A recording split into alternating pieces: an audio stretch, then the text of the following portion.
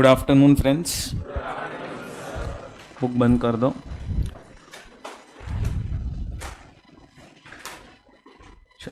Perquisites के अंदर पहले तो याद करो, हमने ईसॉप करके पढ़ा था। ईसॉप में एम्प्लॉय को किस तरह से टैक्स लगेगा? मार्केट वैल्यू ले लोगे और माइनस कर दोगे। अच्छा, मार्केट वैल्यू कौन से दिन का लोगे आप लोग? एक्सरसाइज जिस दिन किया ऑप्शन उस दिन का। चलो, टी कॉफी स्नैक्स क्या हो जाएगा? एग्जेम्प्ट। टिफिन अलाउंस दिया तो क्या करोगे? लंच अलाउंस दिया तो? बट लंच फैसिलिटी है। If lunch is provided by employer to employee, then exemption is how much? Per day. कितने डेज वर्किंग डेज होंगे? 300 डेज। मतलब मंथली कितने डेज हो जाए? 25 डेज। आया याद आप लोगों को? चलो, उसके बाद ये एग्जम्पशन आपको सिर्फ ऑप्शनल में मिलेगा, डिफॉल्ट में नहीं। गिफ्ट मिला, मॉनिटरी गिफ्ट हुआ तो?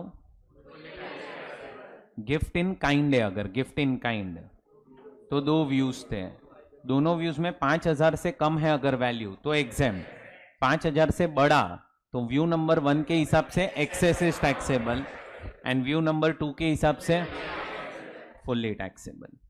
फिर उसके बाद हम लोगों ने किया था यूज ऑफ मूवेबल असेट। अगर एम्प्लॉयर ने एम्प्लॉय को computer, laptop, cellphone and telephone दिया है, क्या कर देंगे? बोलो।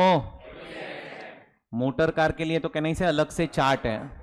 एंड कोई अदर असेट हुआ, ओन्ड बाय एम्प्लॉयर है, original cost, hired by employer है, less amount paid by employee और अमाउंट रिकवर्ड फ्रॉम एम्प्लॉई। फिर उसके बाद अगर सेल ऑफ मूवेबल असेट है, दैट इज ट्रांसफर, तो first you will take actual cost of the asset. क्या माइनस करोगे? डेप्रीसिएशन आप लोगे ओनली फॉर, अगर असेट 2 साल और 9 महीने यूज हुआ है तो 2 साल का डेप्री आएगा। फिर एस्टिमेटेड कॉस्ट या WDV मिल जाएगा and from that you will subtract amount paid by employee, तो परक्विजिट वैल्यू मिलेगा। अब डेप्रीसिएशन के रेट्स 3 पार्ट में डिवाइडेड है, computer and related electronics, method motor car, method any other asset, SLM। याद आया? फिर क्रेडिट कार्ड अगर एम्प्लॉयर ने एम्प्लॉय को दिया तो जो भी एम्प्लॉयर ने खर्चा किया होगा उसमें से आप माइनस कर दोगे अमाउंट पे ऑफिशियल यूज एंड फिर माइनस कर दोगे amount paid by employee. Water, gas, electricity watchman provide किया तो जितना भी एम्प्लॉयर ने खर्चा किया होगा उसमें से आप माइनस करो अमाउंट पेड बाय एम्प्लॉई। फिर उसके बाद accommodation provided by employer to employee. Accommodation 2 type के हो सकते हैं। पहला अनफर्निश्ड, तो उसमें सिर्फ आपको टैक्स लगेगा ऑन वैल्यू ऑफ अकोमोडेशन। दूसरा हो सकता है फर्निश्ड, तो जिसमें आपको टैक्स लगेगा on value of accommodation plus furnishing charges. Furnishing charges के लिए कितने पे टैक्स लगेगा? तो वो डिपेंड करता है कि furniture is owned by employer और hired by employer. Owned by employer हुआ तो, हायर्ड हुआ तो, एंड लेस कर देंगे अमाउंट रिकवर्ड फ्रॉम एम्प्लॉय। अब वैल्यू ऑफ अकोमोडेशन कैसे निकलेगा? तो उसमें पहला गवर्नमेंट एम्प्लॉय, क्या हो जाएगा? कौन निकाल के देगा? तो वो आपको क्वेश्चन के अंदर दिया होगा, कुछ करने की जरूरत नहीं है। चलो, उसके बाद नेक्स्ट अदर एम्प्लॉयज, तो उसमें 2 पार्ट्स थे। अकोमोडेशन जो मिला है इज ओन्ड बाय या फिर हायर्ड बाय एम्प्लॉयर। सो अब ओन्ड हुआ तो हम क्या चेक करेंगे? पॉपुलेशन अगर 40 लाख से ज्यादा है तो, पॉपुलेशन 15 और 40 के बीच में, लेस देन और इक्वल टू 15 है तो 5% ऑफ सैलरी। फिर उसके बाद अगर हायर्ड हुआ तो हायर चार्जेस पेड और विचएवर इज लोअर। आया याद आप लोगों को? सैलरी में all monetary payments you will take which will exclude dearness allowance not in terms, advance salary, arrears of salary and taxable perquisites. फिर होटल अकोमोडेशन, होटल में आपको अकोमोडेशन दिया है number 1 for official purpose exempt. अगर आपका transfer हुआ है और आपको होटल में स्टे दिया है, 15 दिन तक स्टे है, 15 दिन से बड़ा, fully taxable for all days, और टैक्स कितने पे लगेगा 24% ऑफ सैलरी, और hire charges paid by to hotel whichever is lower less amount paid by employee. And अगर कोई अदर पर्पस के लिए होटल में स्टे दिया है तो भी सेम। फिर उसके बाद डबल अकोमोडेशन, अगर आपको डबल अकोमोडेशन प्रोवाइड किया है तो आपके पास कितने डेज का टाइम है 90 डेज तक हम आपको टैक्स किसी भी, और 90 डेज के बाद दोनों पे लगाना स्टार्ट करेंगे। फिर कल हमने डिस्कस किया था motor car perquisite. Motor car में पहली चीज तो क्या याद रखनी है कि आपको एम्प्लॉयर से बेनिफिट्स मिलना चाहिए तो ही आपको टैक्स लगेगा। अब उसमें पहला था अगर मोटर कार यूज हो रही है फुल्ली फॉर परक्विजिट वैल्यू क्या हो जाएगी निल। अगर फुल्ली पर्सनल पर्पस है, एम्प्लॉयर ने मोटर कार दी है तो उसके लिए आपको टैक्स लगेगा या तो 10% per annum of original cost या फिर हायर चार्जेस बाय एम्प्लॉयर। फिर अगर मैंने रनिंग एंड मेंटेनेंस एक्सपेंस पे किया है तो वो ऐड कर देना, अगर मैंने ड्राइवर सैलरी पे की है तो वो भी ऐड कर देना, कहने से टोटल करना और amount recovered from employ minus कर देना। अगर कार यूज हुई है partly for official and partly for personal purpose तो फिर आप चेक करोगे कार किसकी है। समझो car is owned bye employee, तो आप देखोगे एक्सपेंस कौन कर रहा है। अगर मैंने एक्सपेंस किया है तो आरएनएम एक्सपेंस ड्राइवर सैलरी दोनों का टोटल कर लो, अब उसमें से क्या माइनस करो ऑफिशियल अमाउंट। अब ये अमाउंट आपको स्टैंडर्ड फिक्स्ड पहले से ही दिए हुए हैं कि इतना आपको माइनस करना है। अब ऑफिशियल अमाउंट में रनिंग एंड मेंटेनेंस एक्सपेंस के लिए जो ऑफिशियल अमाउंट है वो डिपेंड करता है कि कार स्मॉल है कि बिग। अगर कार स्मॉल कार है तो ऑफिशियल अमाउंट कितना है 1800 पर मंथ, एंड अगर कार बिग कार है तो स्मॉल कार मतलब ऐसी कार जिसका सीसी इज लेस देन और equal to and more than 1600 मतलब बिग कार। और ड्राइवर सैलरी कितना लेना है। चलो अब सेकंड पार्ट पे आ जाओ, कार इज ओन्ड बाय, अब एम्प्लॉयर की गाड़ी है तो आप क्या चेक करोगे आरएनएम एक्सपेंस कौन कर रहा है एम्प्लॉई के एम्प्लॉयर। अगर एम्प्लॉई कर रहा है तो is getting only one benefit use of car, and अगर आरएनएम एक्सपेंस भी मैं कर रहा हूं तो use of car plus आरएनएम expense. अब यहां पे आपको क्या दिया है डायरेक्टली मैं बोल सकता हूं टैक्सेबल अमाउंट दिए आपको, कितने अमाउंट पे आपको वो डायरेक्टली दे दिया है आपको। सो आपको उधर कोई दिमाग नहीं चलाना है, डायरेक्टली परक्विजिट वैल्यू दे दी है। फर्स्ट केस में when car is owned by employer and expenses are incurred by employee less than और equal to 1600 CC means car is a small car, तो कितने पे टैक्स लगेगा। और अगर कार बिग कार है तो, और वो सेकंड केस में if R and M expenses are incurred by employer 1800 and 2400। अब अगर ड्राइवर प्रोवाइड किया और उसकी सैलरी मैं पे कर रहा हूं वो टैक्सेबल है, याद रखना। सो ये आपका था कौन सा परक्विजिट। कल फिर हमने मेडिकल परक्विजिट डिस्कस किया था। अगर आपको क्वेश्चन में मेडिकल अलाउंस वर्ड दिया क्या करोगे। अगर आपको बोला है कि मेडिकल फैसिलिटी दी है या रीइंबर्समेंट हो रहा है ऑफ मेडिकल एक्सपेंसेस तो फिर कहना से आप वो मेडिकल परक्विजिट का कॉन्सेप्ट अप्लाई करोगे। अब यहां पे कहीं कहीं पे आपको एग्जम्पशन मिलता है, बट एग्जम्पशन आपको तभी मिलेगा जब ट्रीटमेंट एम्प्लॉई का होगा या एम्प्लॉई के फैमिली में कौन कौन आएगा तो पेरेंट्स, जो डिपेंडेंट स्पाउस एंड डिपेंडेंट हो या उसे फर्क नहीं पड़ेगा। उसके बाद आप ये चेक करोगे कि ट्रीटमेंट पहले तो कहां हुआ है। अगर ट्रीटमेंट हो रहा है in government hospital, recognised hospital, employers hospital या फिर कोविड के रिलेटेड ट्रीटमेंट हो रहा है then it is fully and other hospital में हुआ तो फुल्ली टैक्सेबल। क्वेश्चन में कुछ नहीं बोला है तो अदर हॉस्पिटल। कल अपन ने पता है सम्स भी किए थे इस पे, तो उसमें क्या हो जाएगा, fully taxable.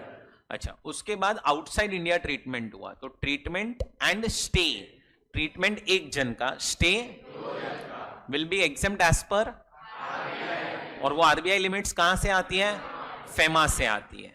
And cost of travel 2 जन का, वो भी एग्जेम्प्ट होगा। उसके लिए क्या चेक करना पड़ेगा, gross total income is less than और इक्वल टू, तो एग्जेम्प्ट, नहीं तो टैक्सेबल। उसके बाद एजुकेशन परक्विजिट। एजुकेशन में 2 पार्ट थे, एक था फैसिलिटी और एक था रीइंबर्समेंट। फैसिलिटी याद करो थोड़ा सा, तो उसमें पहले तो एम्प्लॉई को एजुकेशन मिला, क्या हो जाएगा, परफेक्ट। फिर बच्चों को मिला, तो उसमें market value of education facility in similar institute minus 1000 per month, number of children पे लिमिट है, और माइनस अमाउंट रिकवर्ड। अब ये 1000 रुपीज को लेके 2 व्यूज थे। एक व्यू था 1000 से कम हुआ तो एग्जेम्प्ट, 1000 से ऊपर गया तो एक्सेस टैक्सेबल। दूसरा व्यू था 1000 से कम तो एग्जेम्प्ट, 1000 से बड़ा फुल्ली टैक्सेबल। अच्छा, इंस्टीट्यूट वो गिफ्ट वाले केस में, एंड ये वाले केस में व्यू कौन सा फॉलो करता है, second view. Second view institute follow करता है, और फिर फर्स्ट व्यू के ऊपर वो लोग नोट डाल देते हैं। एंड किसी भी अदर मेंबर को अगर एजुकेशन मिला तो क्या हो जाएगा, तो अदर मेंबर को मिला तो it is same as children, 1000 का बेनिफिट नहीं मिलेगा। फिर उसके बाद अगर रीइंबर्समेंट है, तो रीइंबर्समेंट के केस में एम्प्लॉई को एजुकेशन मिल रहा है तो क्या हो जाएगा, एग्जेम्प्ट हो जाएगा, और किसी अदर पर्सन को मिल रहा है तो इट इज फुल्ली टैक्सेबल। याद आया, यही हमने लास्ट परक्विजिट डिस्कस किया था, एजुकेशन। चलो, अब कल मैंने आप लोगों को ये क्वेश्चन यहां पे आपको करने बोला था सॉल्व, चलो डिस्कस करते हैं। यस सर, बैटरी आपसे स्टार्ट करते हैं। बोलो क्या होगा, पहले बेसिक सैलरी बताओ क्या होगा, यहीं से देख के, बुक ओपन मत करो। सॉल्व किया आपने सर? बोलो बेसिक सैलरी क्या हो जाएगा, हाँ क्या होगा वो बता। अमाउंट तो मुझे भी दिख रहा है, हाँ वैसा फुल्ली टैक्सेबल। डियरनेस अलाउंस क्या करेंगे, fully taxable. Commission fully taxable. Entertainment allowance fully taxable. चलो ओए बुक बंद कर। मेडिकल एक्सपेंसेस रीइंबर्स्ड बाय एम्प्लॉयर क्या करेंगे, फुल्ली टैक्सेबल।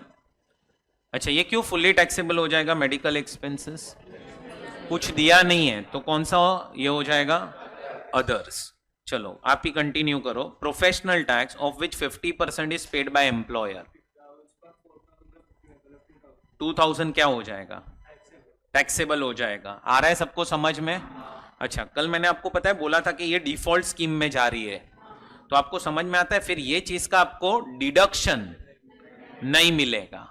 क्यों नहीं मिलेगा, डिफॉल्ट स्कीम में याद है ना, पीटी प्रोफेशनल टैक्स का नहीं मिलता है डिडक्शन, और एक चीज का नहीं मिलता है, एंटरटेन। वैसे भी एंटरटेनमेंट अलाउंस का नहीं भी मिलेगा क्योंकि वो गवर्नमेंट एम्प्लॉय को ही मिलता है।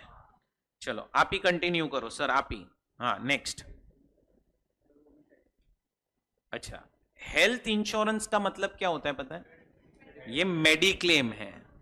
क्या हो जाएगा, मेडिक्लेम एग्जेम्प्ट हो जाएगा। लाइफ इंश्योरेंस टैक्सेबल है, मेडिक्लेम एग्जेम्प्ट। सर आप ये गिफ्ट वाउचर 10,000 फुल्ली टैक्सेबल, 5,000 पे भी आप टैक्स कर सकते हो और 5,000 एग्जेम्प्ट कर सकते हो। नेक्स्ट पॉइंट, ये भी फुल्ली टैक्सेबल। क्यों ये फुल्ली टैक्सेबल, लाइफ इंश्योरेंस है ये बराबर। चलो पीछे, laptop provided for use at home, actual cost is this, children of SSC are also using laptop at home, क्या हो जाएगा, उसको बोलने दो। हाँ एग्जेम्प्ट हो जाएगा। क्यों एग्जेम्प्ट हो जाएगा, ये लैपटॉप यूज करने दिया है, बेचा नहीं है।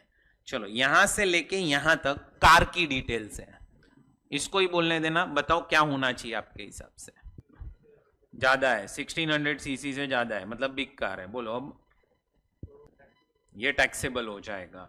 2400 पर month end 900 per month taxable होगा। This is directly your perquisite value. चलो बाजू में, अच्छा ये पॉइंट जरा समझो। आपके हिसाब से पहले तो बताओ, annual credit card fees paid by employer fully taxable होगा? यस। ऑफिशियल पर्पस हमें पता नहीं चल रहा है कितना है, तो हम क्या कर सकते हैं? कुछ नहीं कर सकते उसमें, हम फुल्ली टैक्स कर देंगे। अब आपको क्या मिल जाएगा दोस्तों? ग्रॉस सैलरी मिल जाएगा। क्या माइनस करोगे उसमें से? अमाउंट। तो फाइनल आंसर आप लोग चेक करो, 11,51,600।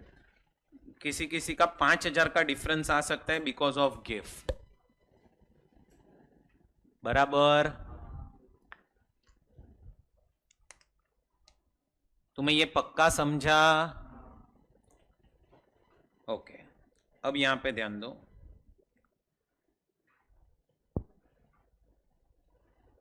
अब है ना, आप लोगों को एक एमसीक्यू सॉल्व करना है, ये वाला। यहीं पे देखो, बुक ओपन मत करना। 9th एमसीक्यू, मैंने ऑप्शंस हटा दिए हैं। आपके हिसाब से आंसर बताओ क्या होना चाहिए। जिसका भी आंसर आ जाए रेजियो हैंड्स। अमाउंट बताना है आप लोगों को, कितना टैक्सेबल होगा। बोलो sir. Amount, direct amount, total, तीनों में से जो भी टोटल आ रहा है वो सब। 67,000 एक आंसर आया है। नेक्स्ट,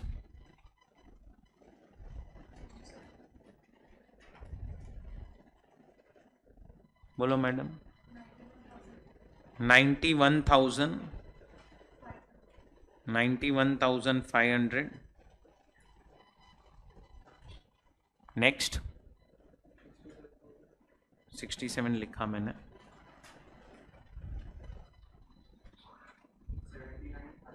79,500। और कोई?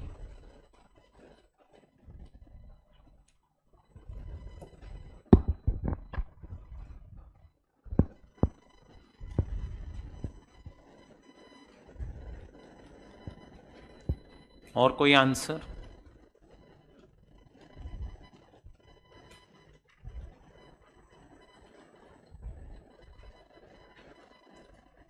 कितने लोग 67,000? Raise your hands. बराबर से हाथ ऊपर करो रे। 91,500 एंड 79,500। ओके, और कोई? 66,500। इनके साथ कोई है 66,500?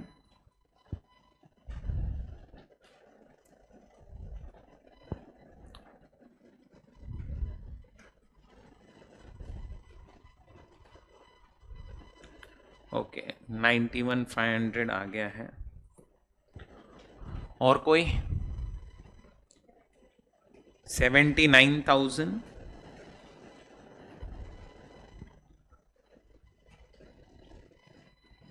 और कोई? 73,600।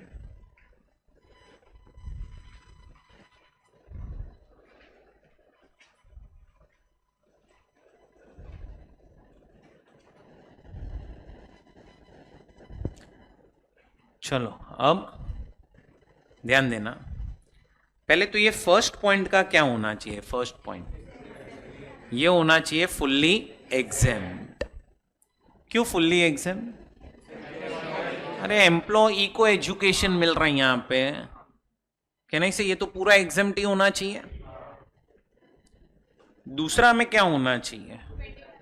Fully taxable.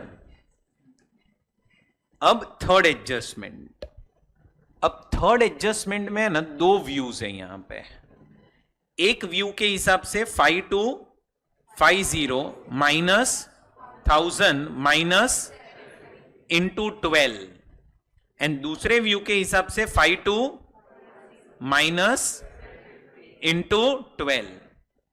अगर तुम ये फर्स्ट व्यू के हिसाब से सॉल्व करोगे ना, तो तुम्हारा आंसर आएगा 42,000 प्लस 25,000 ये सेकेंड पॉइंट वाला टोटल हो गया 67,000 एंड सेकेंड व्यू के हिसाब से करोगे तो 54,000 प्लस 25,000 टोटल हो गया 79,000। अब आंसर देखेंगे आप तो आंसर में आप लोगों को 67 दिया ही नहीं है। मैंने कल भी आपको बोला था ये चीज कि इन्होंने सॉल्व किया है एज पर व्यू नंबर 2, तो इसीलिए करेक्ट आंसर इज 79,000। कुछ समझ में आया? कुछ डाउट हो तो पूछो इसमें। तुम्हें ये क्लियर है? चलो अब बढ़ते हैं आगे अपन।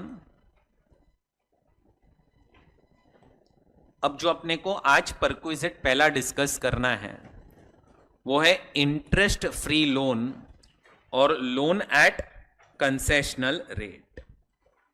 It's a interest free loan और लोन एट, चलो इधर ध्यान देना सब लोग। एम्प्लॉयर ने एम्प्लॉई को क्या दिया है? लाउडर। अब लोन दिया, मैंने आपको लोन दिया 10 लाख का। अंडरस्टैंड, वो 10 लाख रुपया आपके लिए परक्विजिट नहीं है। अब वो 10 लाख पे मैं आपसे इंटरेस्ट नहीं चार्ज कर रहा है, या मैं इंटरेस्ट चार्ज कर रहा है लेकिन कम कर रहा है, तो कहने से वो बेनिफिट है। क्यों वो बेनिफिट है?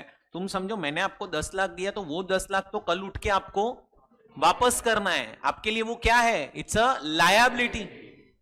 सो आपको तो वो पैसा कल उठ के मुझे वापस देना है, तो 10 लाख बेनिफिट नहीं है। पर अगर मैं 10 लाख के ऊपर आपसे इंटरेस्ट चार्ज नहीं कर रहा हूं या कर रहा हूं लेकिन कम कर रहा हूं, कहने से वो चीज आपके लिए क्या बन गई? बेनिफिट। या वो चीज आपके लिए क्या बन गई? परक्विजिट। सो परक्विजिट क्या है? Perquisite is interest. मैंने आपको लोन दी, अब मैं उस पर आपसे इंटरेस्ट नहीं चार्ज कर रहा हूं, that is a benefit for you. तो अपने को इधर क्या कैलकुलेट करना पड़ेगा? इंटरेस्ट कैलकुलेट करना पड़ेगा। बोलो क्या कैलकुलेट करना पड़ेगा? इंटरेस्ट कैलकुलेट करना पड़ेगा। है सबका ध्यान? चलो अब है ना, आप एम्प्लॉय हो, मैं कौन है? एम्प्लॉयर।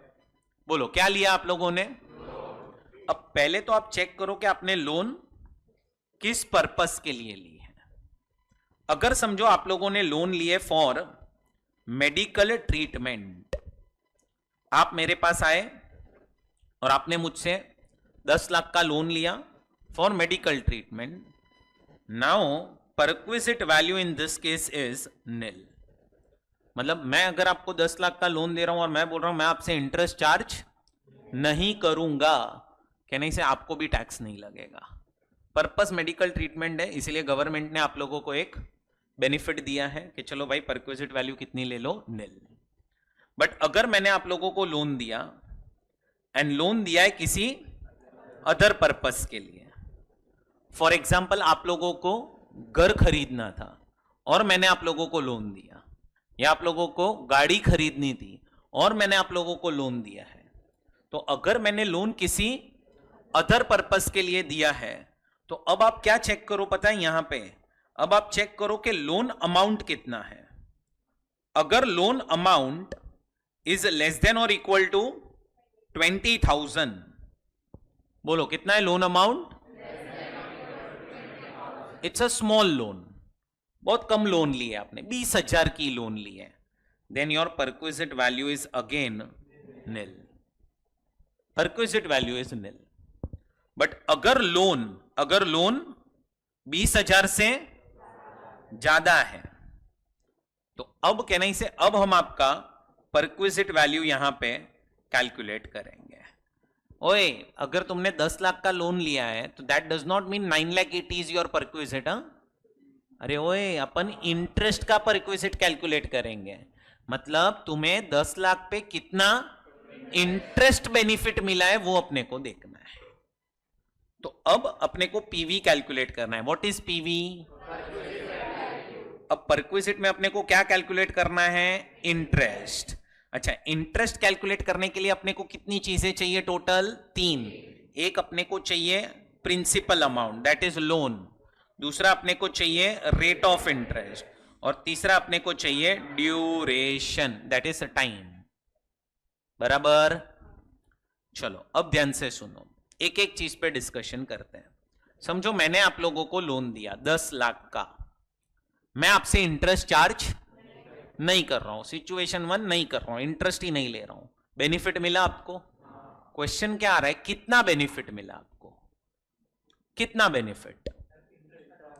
इंटरेस्ट का जो अमाउंट रहेगा वो, तो उसके लिए मुझे परसेंटेज चाहिए होगा इंटरेस्ट का, तो मुझे कौन सा परसेंटेज लेने का? परफेक्ट, मार्केट में जो रेट चल रहा है वो। अब मेरा पॉइंट क्या आ रहा है, तुमने 10 लाख का लोन मुझसे लिया है, मैं इंटरेस्ट चार्ज नहीं कर रहा हूं, सुनना बराबर से। अगर समझो तुम यही लोन 10 लाख का HDFC बैंक से लो तो वो लोग 10% चार्ज कर रहे हैं इंटरेस्ट, बट सेम लोन अगर तुम एक्सिस बैंक से लोगे तो वो लोग 9.5 चार्ज कर रहे हैं, एंड सेम लोन अगर तुम ICICI बैंक से लोगे तो वो लोग 9.8 चार्ज कर रहे हैं, और सेम लोन अगर तुम अपने फ्रेंड से लोगे तो वो 20% चार्ज कर रहा है। अब क्वेश्चन क्या आ रहा है, मार्केट रेट आप बोल रहे हो जो मार्केट में चल रहा है, तो मार्केट रेट मतलब कौन सा मार्केट रेट? और ये तो मैंने 4 लोगों का बताया, कहने से नंबर ऑफ बैंक्स अपने यहाँ पे 1000 है, सबका कहने से थोड़ा बहुत तो डिफरेंस होगा कि नहीं? तो अब अपने को मार्केट रेट में कौन सा मार्केट रेट लेना है, तो इसीलिए यहां पे उन्होंने बोला है कि आप मार्केट रेट में वो रेट लेना जो SBI चार्ज करता है। क्या कौन चार्ज करता है? SBI मतलब good friends. So state bank of India जो रेट चार्ज करता है वो आप लोगों को लेना है। उसको हम क्या समझेंगे? उसको हम क्या समझेंगे? Market rate. अब समझो ये एम्प्लॉय नंबर 1 है, ये मेरे पास आया और इसने मुझसे अप्रैल मंथ में 10 लाख का लोन लिया। ये एम्प्लॉय नंबर 2 है, ये मई मंथ में आया, इसने भी 10 लाख का मुझसे लोन लिया। ये एम्प्लॉय नंबर, इसने भी 10 लाख का लोन लिया, और ये एम्प्लॉय नंबर 4 है, उसने भी 10 लाख का लोन लिया, लेकिन इसने लोन अप्रैल, इसमें मई, इसने जून और इसने जुलाई में लिया है। अब मैं क्या बोल रहा हूं, पर्पस सबने समझो लोन एक ही पर्पस के लिए लिया है। सबको यू कैन से घर खरीदना था, या सबको समझो गाड़ी खरीदनी थी, पर्पस इज सेम। बट मैं क्या बोल रहा हूं, जिस दिन पे इसने लोन लिया और जिस दिन पे इसने लोन लिया है, क्या SBI का रेट सेम होगा कि डिफरेंट हो सकता है? हो सकता है ना डिफरेंट। तो अब है ना, अब यहां पे प्रोविजन क्या बनाया गया है कि आप SBI का रेट तो लेना, बट SBI का रेट लेना as on 1 April of previous year always. मतलब क्या, एम्प्लॉई लोन कोई भी दिन पे ले, इसने अप्रैल में लिया, मई में लिया, जून में लिया, जुलाई में लिया, हमें फर्क नहीं पड़ता है, हम रेट कौन से दिन का लेंगे। इससे क्या होगा पता है, इससे सबके बुक्स में कहने से एक यूनिफॉर्मिटी रहेगा इन टैक्सेशन। मतलब जिस दिन एम्प्लॉय ने लोन लिया उस दिन का रेट अपने को देखना, अपने को रेट कौन से दिन का देखना है? 1 April of previous year always. आपने दिसंबर में भी लोन लिया होगा तो दिसंबर का रेट देखने का कि 1 अप्रैल का? क्यों 1 अप्रैल? ये एक ही डेट क्यों रखी है? यूनिफॉर्म रेट है। अच्छा, मार्केट रेट हम किसको बोलेंगे? और 1 अप्रैल क्यों? यूनिफॉर्म रेट वाला पॉइंट क्लियर हो गया। अब यहां पे पॉइंट क्या आ रहा है, व्हाट इज ड्यूरेशन? तो है ना, ड्यूरेशन में इन्होंने क्या कॉन्सेप्ट रखा है कि जब से आपने लोन लिया आपको इंटरेस्ट हर मंथ का कैलकुलेट करना पड़ेगा। मतलब duration will be always 1 month. मतलब आपने अगर नवंबर में लोन लिया तो नवंबर का कैलकुलेट करो, दिसंबर का कैलकुलेट करो, जैन, फेब, मार्च, मतलब आपका मंथ वाइज कैलकुलेशन होगा। इधर आपको ऐसा नहीं करना है कि पूरे साल का कैलकुलेट करो, आपको हर महीने का कैलकुलेशन करना पड़ेगा, हर महीने का कैलकुलेशन। और अब आ रहा है प्रिंसिपल अमाउंट। ये पॉइंट बराबर से समझना। अब प्रोविजन क्या बनाया गया है, आप है ना, आप हर महीने के लास्ट डे पे, हर महीने के लास्ट डे पे देखो how much loan is outstanding, how much,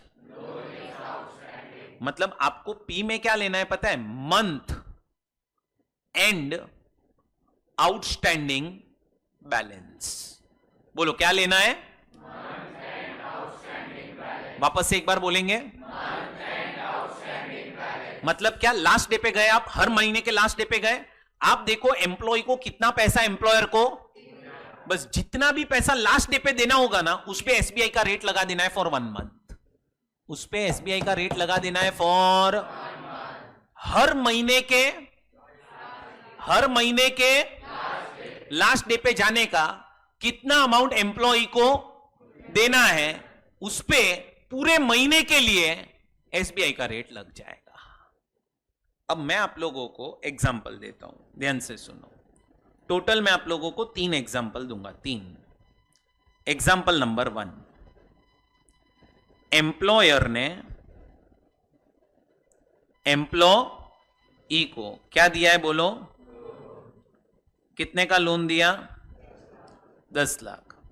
समझो ये लोन दिया है ऑन 28 दिसंबर 2024, बराबर, दिसंबर मंथ में लोन दिया है 28 तारीख को। अब अपना एसबीआई का जो रेट है, रेट कौन से दिन पे, 1 April of previous year is 10%, and आपको कंफ्यूज करने के लिए देंगे कि जिस दिन लोन लिया उस दिन रेट था 12%। कितना था रेट, 12%। अब एम्प्लॉय ने लोन कौन से मंथ में लिया है पहले वो बताओ। अच्छा, जिस मंथ में लोन लिया उसके बाद कौन कौन से मंथ एंड होने वाले हैं, तो एक तो दिसंबर, समझ में आता है, नवंबर तक तो कोई आउटस्टैंडिंग बैलेंस ही नहीं है, तो दिसंबर मंथ, जैन, फेब एंड मार्च। क्या एम्प्लॉय ने कोई भी टाइप का रीपेमेंट किया है लोन का, तो हर महीने के लास्ट डे पे how much amount is outstanding, how much amount is outstanding, बस आपको अब कुछ दिमाग नहीं चलाना है, जितना बैलेंस आउटस्टैंडिंग है on last day of every, उस पे लगा दो क्या, एसबीआई का रेट, एंड कितने महीने के लिए, 1 महीना, कितने महीने के लिए, 1 महीने के लिए। आप मतलब दिसंबर की इंटरेस्ट कैलकुलेट कर रहे हो, जैन की इंटरेस्ट कैलकुलेट कर रहे हो, अब ये फेब की इंटरेस्ट हो गई और ये मार्च की इंटरेस्ट हो गई। आप हर महीने का कैलकुलेशन करके ये टोटल अमाउंट पे एम्प्लॉय को बोल देना टैक्स भरते हैं, इतना तुम्हें इंटरेस्ट बेनिफिट मिला है। थोड़ा सा अगर समझ पा रहे हो तो in this example there is a loss to employer. कैसे लॉस हुआ उसको अंडरस्टैंड, उसने लोन कौन से दिन पे लिया, 28 तारीख को, 28, 29, 30 और 31 दिसंबर में, कहना इसे उसने ये लोन यूज किया है only and only for 4 days, Jan full month, Feb full month, March full month. So मैं ऐसे बोल सकता हूं loan is used by employee for 3 months and 4 days, जबकि उसका perquisite value is calculated for 4 months। So यहां पे employ का क्या हो रहा है, नुकसान। दिसंबर में उसने ये लोन यूज किए only and only for 4 days, but perquisite value is calculated for entire month. But इसमें हम कुछ नहीं कर सकते, ये प्रोविजन है, हमें अप्लाई करना पड़ेगा। हो रहा है एम्प्लॉय का नुकसान तो होने दो। अभी आपको क्या करना है, हर महीने के लास्ट डे पे क्या देखना है, how much amount is outstanding, कितना लोन आउटस्टैंडिंग है, कब, last day of previous, last day of every month. इसमें एम्प्लॉय का क्लियर कट नुकसान है, बट हम कुछ नहीं कर सकते इसमें।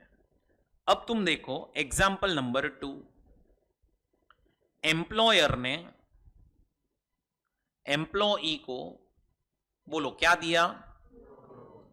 अब अपन एग्जाम्पल लेते हैं कि 1 दिसंबर 24 को ही लोन दिया। कितने का लोन दिया है, 10 लाख।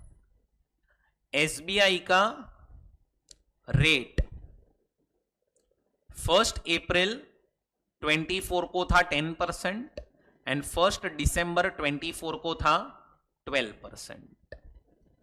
अब एम्प्लॉय को लोन दिया है विथ अ कंडीशन, क्या कि आप है ना last day of every month को लोन का रीपेमेंट करोगे 1 lakh rupees. This will be a per month amount. बराबर. ये कंडीशन के साथ लोन दिया है.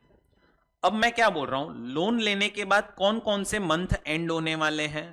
दिसंबर, जैन, फेब एंड.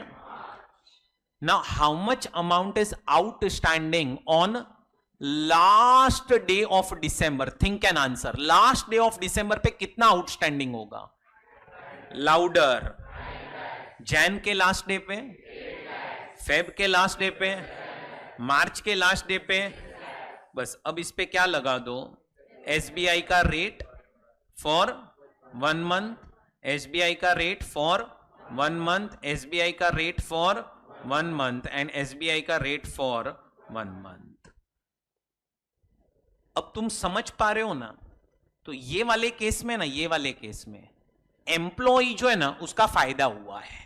ऊपर वाले केस में एम्प्लॉई का नुकसान था, यहां पे एम्प्लॉई का फायदा है. कैसे फायदा है उसका तुम समझ पा रहे हो? तो दिसंबर मंथ में, पूरे मंथ में उसने यूज 10 लाख किया है. रीपेमेंट लास्ट डे पे हुआ 1 lakh. But can I say your perquisite value is calculated on 9 lakh.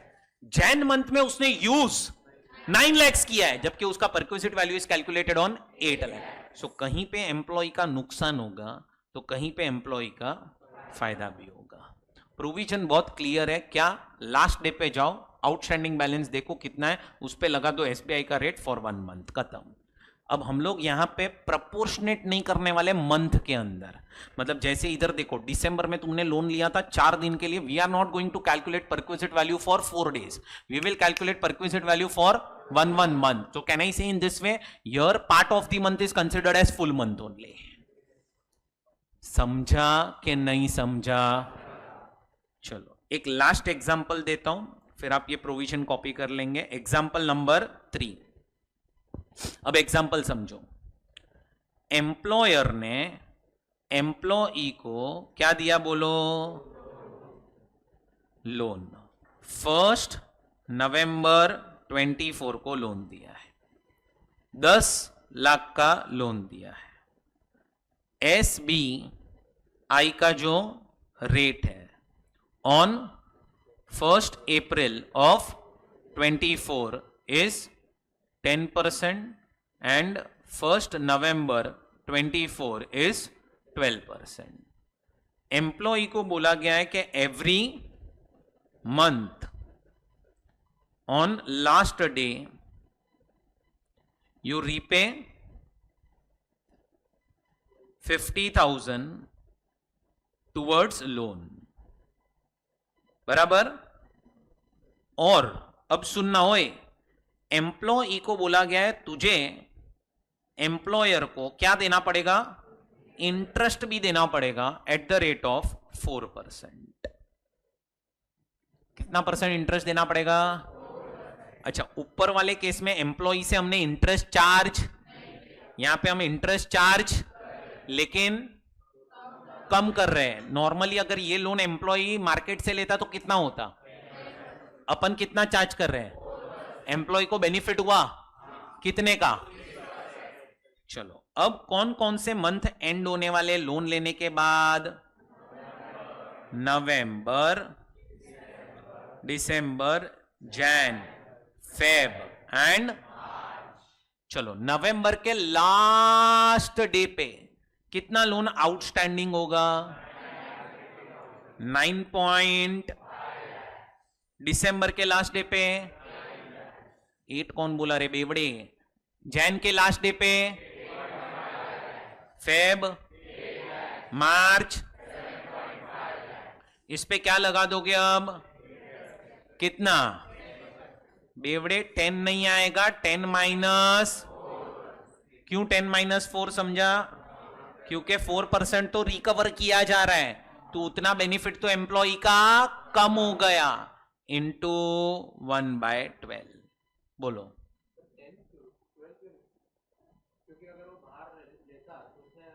अरे भाई अभी तो सिखाया यूनिफॉर्मिटी रखने के लिए अपन 1 अप्रैल का रेट लेंगे। वो तो अपन जो माइनस कर रहे हैं इसमें, तो आपने जैसे कि बोला अगर वो बाहर से लोन लेता तो हाँ उसमें तो अपन तो ऐसे ही समझ रहे हैं ना कि फर्स्ट डे पे ही अपना जो लोन होगा तो ही, इसमें ये सब नहीं देखना है। यूनिफॉर्मिटी नहीं तो रहेगा ही नहीं, फिर तो सब लोग अलग अलग दिन पे लोन लेंगे तो सबके बुक में परसेंटेज अलग अलग आ जाएंगे। तो वो थोड़ी अभी इतना सब कैलकुलेशन थोड़ी करने बैठेंगे। अगर समझो एक ऑर्गेनाइजेशन में 5,000 एम्प्लॉय और सबने लोन लिया तो सबके बुक में अलग अलग थोड़ी करेंगे कैलकुलेशन अपन। कुछ समझ में आ रहा है? तो ये अभी 6% इंटू 1/6 कैसे आया वो समझा गया ये? क्यों 6 लिया वो समझा? क्यों लिया 6? 10% एसबीआई का रेट है, एम्प्लॉय से कितना चार्ज किया गया? तुम्हें समझ में आ रहा है? अपन हमेशा जब भी परक्विजिट कैलकुलेट करते हैं अपन माइनस करते हैं अमाउंट रिकवर्ड फ्रॉम एम्प्लॉय। इधर अमाउंट रिकवर्ड में अपन ने क्या कर दिया पता है? परसेंटेज ही कम कर दी है अपन ने। अरे बोलो समझा? सो ये आपके 3 एग्जांपल्स हो गए परक्विजिट के ऊपर, दैट इज इंटरेस्ट फ्री और concessional rate loan. Medical treatment it is exempt, other purpose loan amount 20,000 या उससे कम, परक्विजिट वैल्यू नील, 20,000 से ज्यादा, principal into rate into duration. Principal क्या होगा? Month end outstanding balance. Rate क्या होगा? एसबीआई का rate on first day of previous year. और ड्यूरेशन क्या लेना है? 1 मंथ। इजी है ये परक्विजिट। चलो करो, लिख लो अभी फटाफट।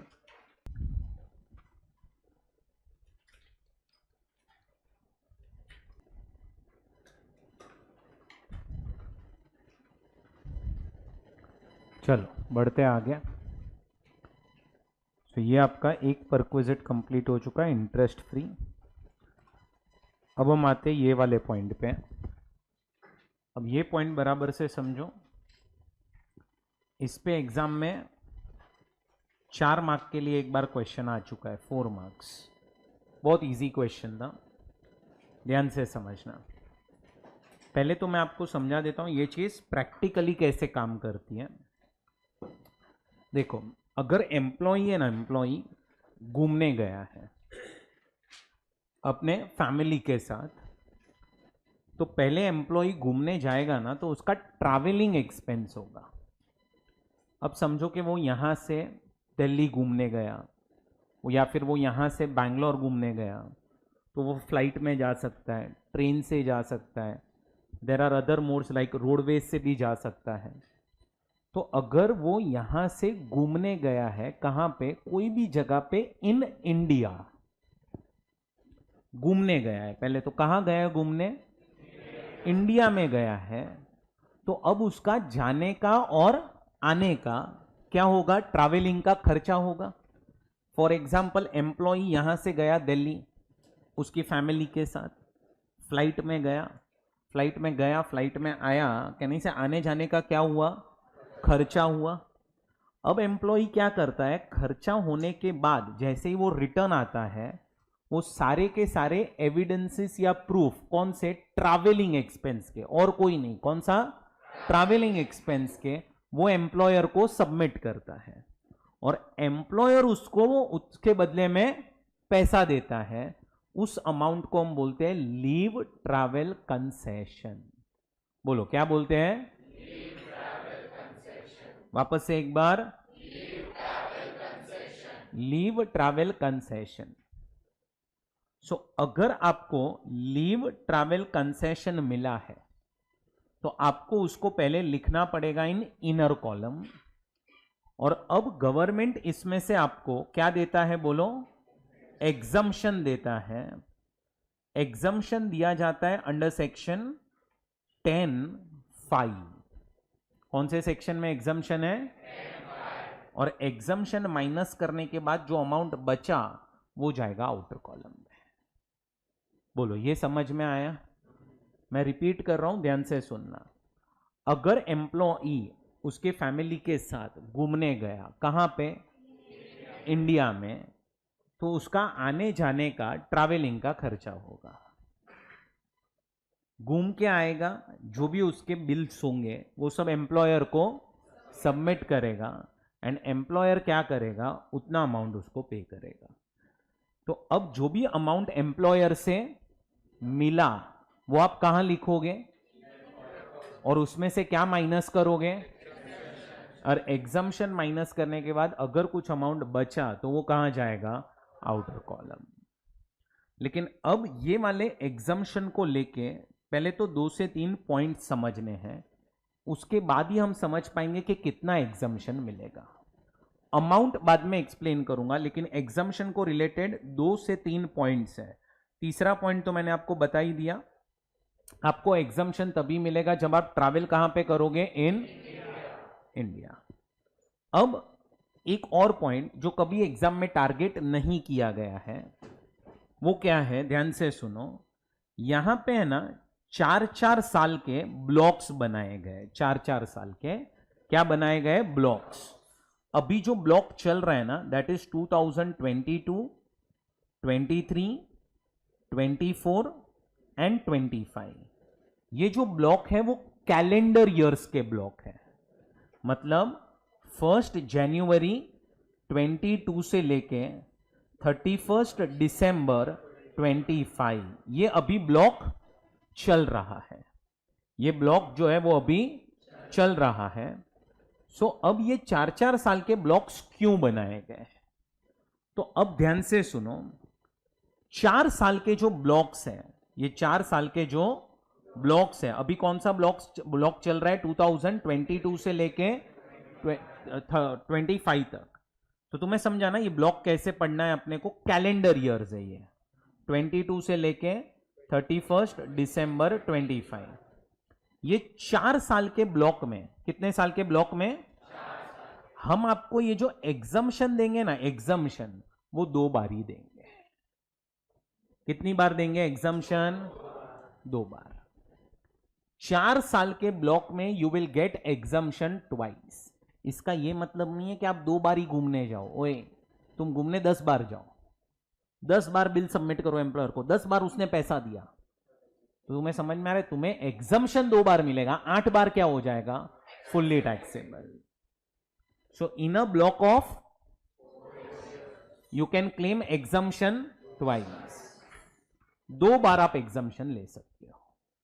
अच्छा, अब इसका प्रीवियस ब्लॉक कौन सा हुआ रहेगा, तो मैं बोल सकता हूं प्रीवियस ब्लॉक 21, 20, 18 हुआ रहेगा।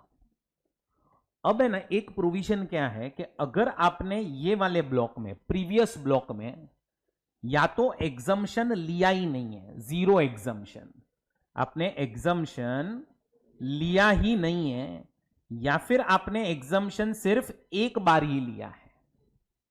कितनी बार, 1 बार। अगर आपने 0 मतलब आप घूमने गए ही नहीं, या आप घूमने गए लेकिन 1 ही बार लिया है एग्जम्पशन, 1 ही बार आप घूमने गए हो, तो अब आप है ना ऐसी सिचुएशन में नेक्स्ट ब्लॉक में एक एग्जम्पशन क्या कर सकते हो, कैरी फॉरवर्ड। ओए लास्ट ब्लॉक में 0 लिया होगा तो भी 1 कैरी फॉरवर्ड होगा, और लास्ट ब्लॉक में 1 लिया होगा तो भी 1 ही कैरी फॉरवर्ड होगा। तो ये वाले ब्लॉक में जो आपके एग्जम्पशंस हो जाएंगे ना, एग्जम्पशंस वो हो जाएंगे कितने, 3। कैसे 3, 2 तो ये 4 साल के ब्लॉक के और 1 लास्ट ईयर का, लास्ट ब्लॉक का मतलब। बट इसमें एक कंडीशन है क्या, कि हम आपको 3 तो तभी देंगे जिसमें से फर्स्ट एग्जम्पशन है ना, फर्स्ट एग्जम्पशन आपको फर्स्ट ईयर में ही लेना पड़ेगा, तो ही आप बैलेंस 2 एग्जम्पशन नेक्स्ट 2 ईयर्स में ले सकते हो। अगर आपने फर्स्ट कैलेंडर ईयर में नहीं लिया एक एग्जम्पशन, तो बाकी के 3 साल में वापस से 2 ही मिलेंगे। बैठा दिमाग में। अब ये पॉइंट को उन्होंने कभी भी एग्जाम में पूछा नहीं है। So in a block of how many years you can claim exemption if suppose in previous block number of exemptions claimed are either 0 or 1, then you can carry forward how many exemption, so number of exemption in next block are 3, but with a condition कि आपको एक exemption लेना पड़ेगा in first calendar year। बोलो ये समझा। सो ये आपका ये वाला पॉइंट है, सेकेंड पॉइंट exemption वाला। अब एक इंटरेस्टिंग पॉइंट आ रहा है, वो है फैमिली का डेफिनेशन। एग्जाम में ये चीज को वो लोग टारगेट करते हैं। मैंने जो बोला था ना 4 मार्क का क्वेश्चन आया था, तो उसमें उन्होंने फैमिली का डेफिनेशन को टारगेट किया था।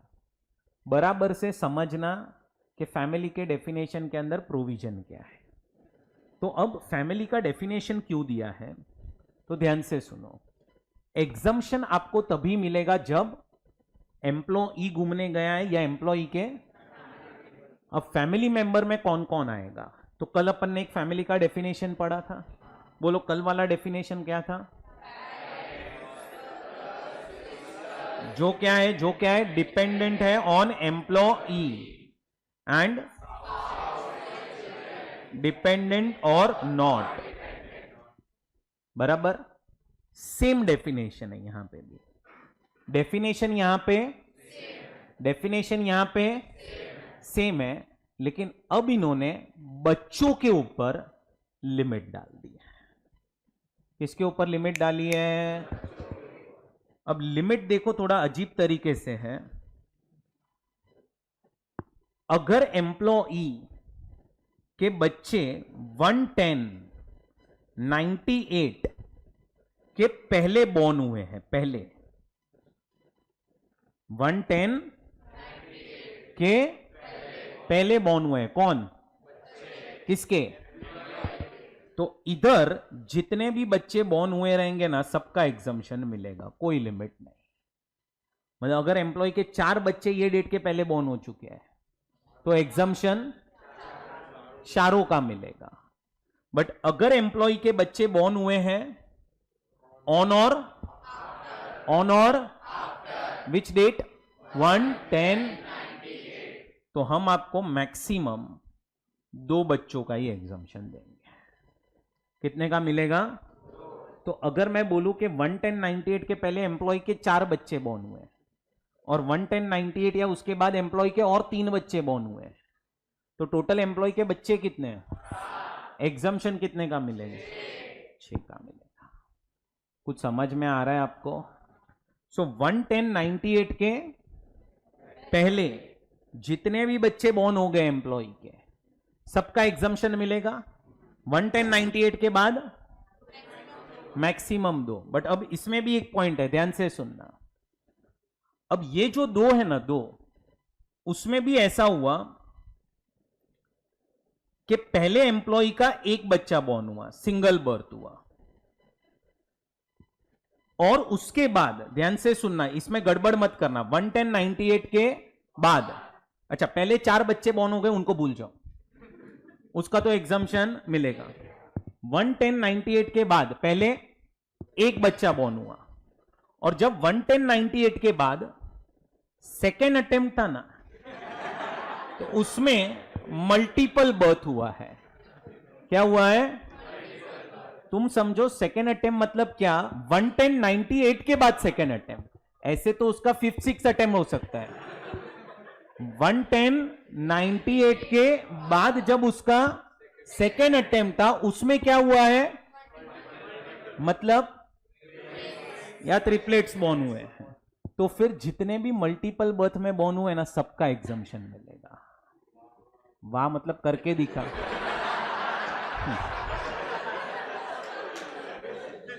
सो तुम समझो, पहले मल्टीपल बर्थ नहीं है, मल्टीपल बर्थ होना चाहिए इन सेकेंड अटेम्प्ट।